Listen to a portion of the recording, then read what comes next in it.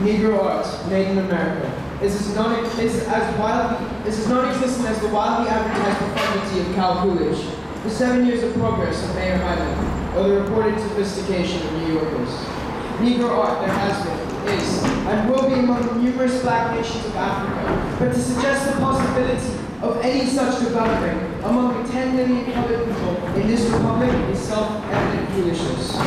Eager apostles from Greenwich Village, Harlem, and environs proclaimed a great renaissance of Negro art just around the corner, waiting to be ushered on the scene by those whose hobby is taking races, nations, peoples, and movements under their wing. New art forms expressing the peculiar psychology of the Negro were about to flood the market. Skeptics patiently waited. They still wait. True from dark-skinned sources will come those slave songs based on Protestant hymns and biblical texts known as the spirituals, work songs and secular songs of sorrow and tough love known as the blues. That outgrowth of ragtime known as jazz, in the development of which whites have assisted. No one can or does deny this, but these are contributions of a caste in a certain section of the country.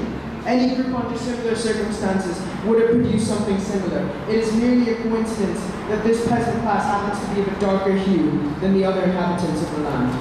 As for the literature, painting, and sculpture of African Americans, such as there is, it is identical in kind with the literature, painting, and sculpture of white Americans. That is, it shows more or less evidence of European influence.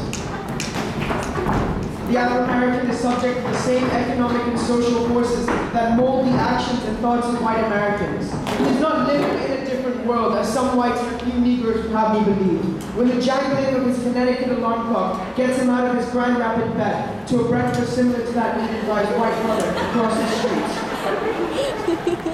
When he toils at the same or similar work in mills, mines, factories, and commerce alongside the descendants of Spartacus, Robin Hood, and Eric the Red. When he reads the same Bible and belongs to the Baptist, Methodist, Episcopal, or Catholic Church, when his fraternal affiliations also include the Elks, Masons, and Knights of Pythias, when he gets the same or similar schooling, lives in the same kind of houses, owns the same Hollywood version of life on the screen, when he smokes the same brands of tobacco and avidly uses the same periodicals. In short, when he responds to the same political, social, moral, and economic stimuli in precisely the same manner as his white neighbor, it is sheer nonsense to talk about racial differences as between the American black man and the American white man. Thank you.